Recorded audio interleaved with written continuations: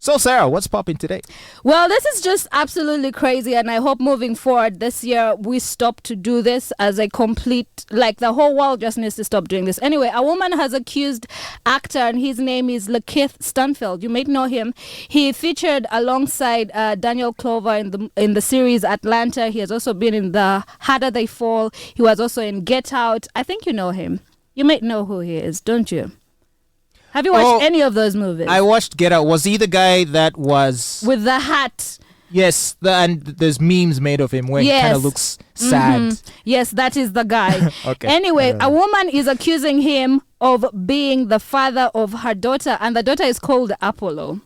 Anyway, really? Yeah, the daughter is called Apollo. And it's the first time I'm actually reading about another female person being called Apollo. Because I know that's your other name is Apollo. And I always thought, why do you use a boy's name? It's not a boy's name. Because I would have thought that the female version would be Apollonia or something like this. No, it's Apollo. It's a unisex name. It was a name that was passed down to me by my grandmother. And guess what? If I ever have a daughter, I'm going to pass down that name to her as well. Apollo? Yes. Apollo Sarah. I thought, inheriting names is more something that men do for their sons. No, women do that too. Like, you've never heard a girl called Junior? No. Yeah, and yet for men or boys, that's kind of a common thing. Yeah, because I think with fathers, you like the younger version of himself. I don't know why. So then what? But for us, we do not get Junior at the end so of it. your daughter will be called what? Apollo Sarah the second? No. Just Apollo Sarah, period. Apollo Sarah and then other names. Maybe a name her father will give her and she'll get a middle name as well. I think that would be absolutely cool because I want to just, keep my grandmother's legacy alive. But anyway, moving back to the story. Stop taking me off track here. Anyway, the lady is called Taylor Hurd, and she posted a reel on her Instagram of her baby girl and of course Stanfield, and then she went on to say in one part of the clip she went on to say that Stanfield is not taking his responsibility as a father. Oh really? So he's already a deadbeat. That is what she's claiming that he is. So she went on to say, and I quote, decided to leave being someone's secret family in 2022. And she went on to tag their daughter and a picture of their daughter, and she's called Apollo Stanfield. And this is what she said. And the pictures the quotes have been deleted ever since. But Stanfield did take issue with her posting their daughter on Instagram. And then he went on to say, and I quote because he rebutted, and he went on to say, thanks for respecting my not wanting to blast my child out of the internet, he sarcastically said, and said, thank you for being very considerate. She went on to say, now the mother went on to say that he's not a part of the child's life, but the role she posted has him with the child as in the pictures. She's posting pictures of him and the child, and she's going on to say that he is not present in the child's life, of which he went on to also say that it is not true. He does keep tabs and checks on their child. And guess what? She came out to reveal that she had a child with him a day after he posted that he was engaged to somebody else. Wait, so she's like a side chick? No, she was never a side chick. He was, I think, in a situationship with her.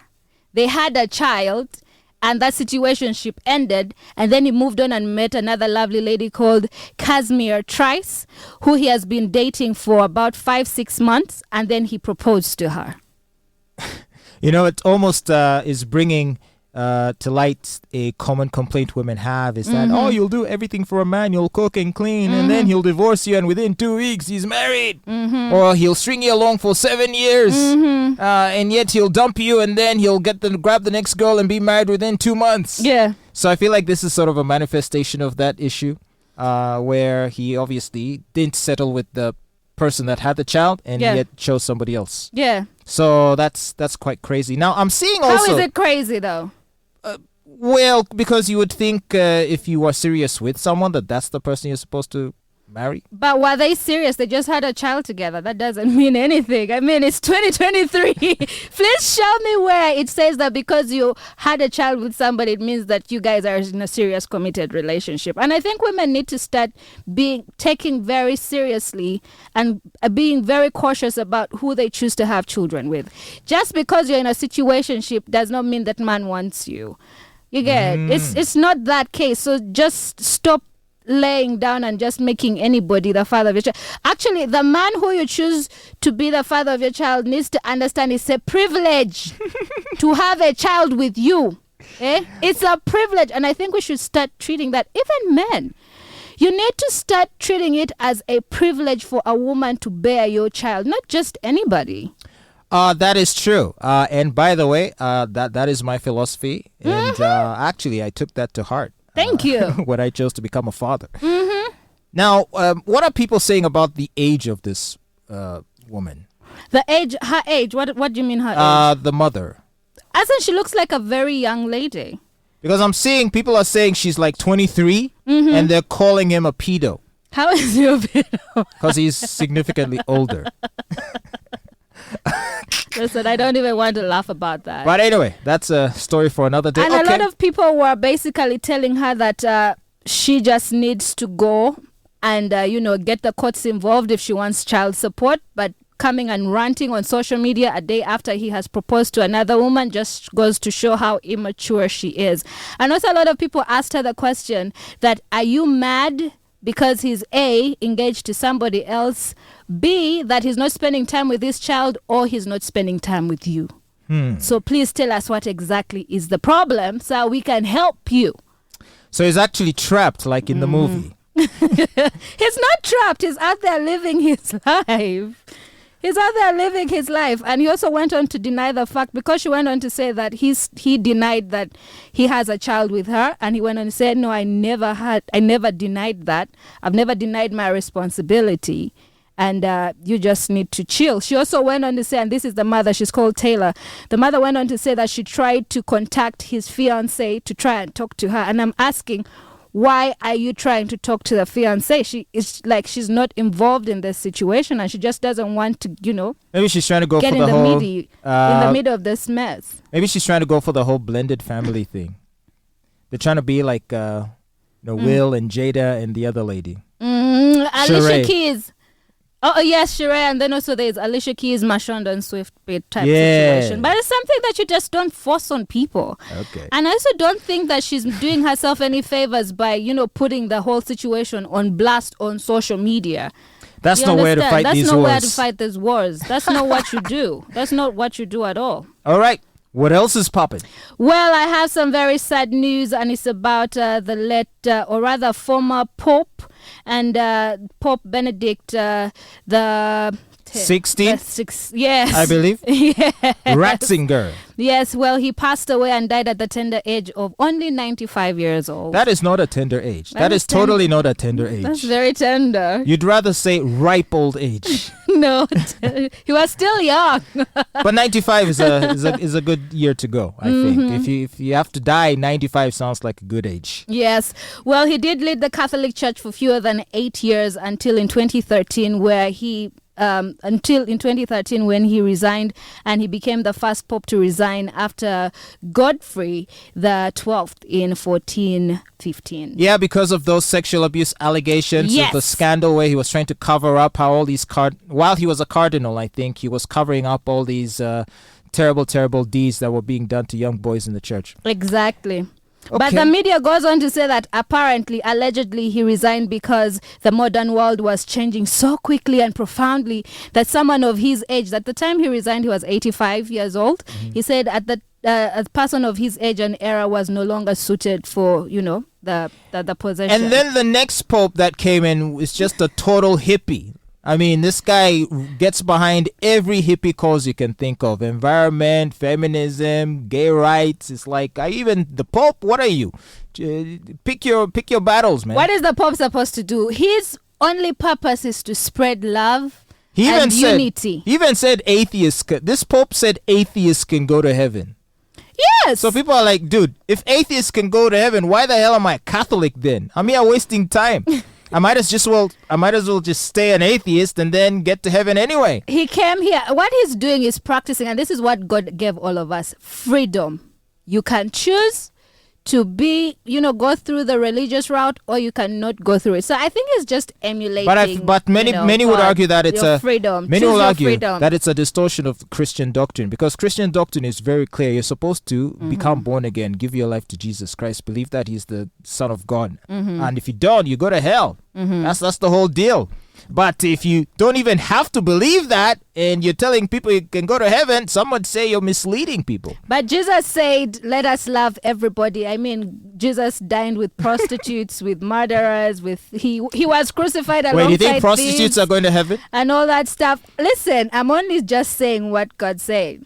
You see, my understanding is that He hang around with these bad people of society to show that everyone can go to heaven. No. That everyone has a chance to go to heaven, provided that they repent and change. You're not supposed to stay a drug dealer, stay a prostitute, stay a thief, and expect that you'll go to heaven. But one thing that you can all do is just love each other and be kind, and that is what Pope Francis is trying to do.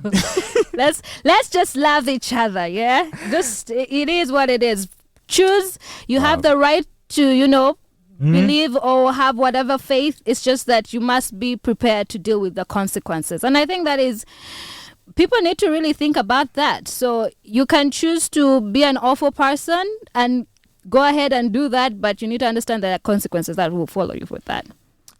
Let's now talk about Ronaldo. Let's talk about Ronaldo. Are you a soccer fan? No, not really. Do you know who Ronaldo is? Cristiano Ronaldo. Yes. You know who he is? Yes, I know who Ronaldo is. Okay, so you would know that he recently signed if not one of the highest, the most expensive deals ever. That's true. That's after he left Manchester United. Unceremoniously, yes. And so he's just signed with a team called Al-Nassr in Saudi Arabia, where they're paying him £175 million a year. Only? Only? That's like more than almost anyone. Like the guy who follows him, I think, gets less than half of that. But anyway, so that made big news. But now what's making news is the fact that the manager of this team, Al-Nassr, in an interview came out and said actually his first choice was Messi. And then what happened? He couldn't afford Messi? And then he laughed about it. He said that what? He joked that he had wanted to sign Ronaldo's great Argentine rival Messi first. And what happened was that he wanted to get Messi first. However, he risked... let me get this story right. He wanted to get Messi first.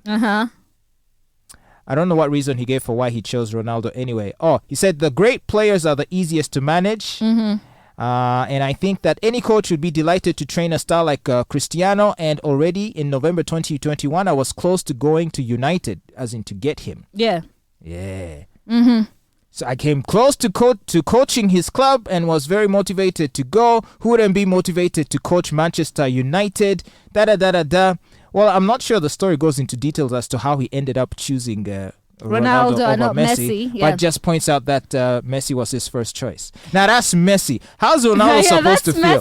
How's Ronaldo supposed to feel when he's told that he wasn't the first choice? With his massive ego, it must just be causing him to shed many tears. But that hefty, his hefty, that hefty amount that he was signed with, and he's going to be earning every year. You said it makes him the what? The richest, the highest paid football player. Yes, that's consolation enough, I guess.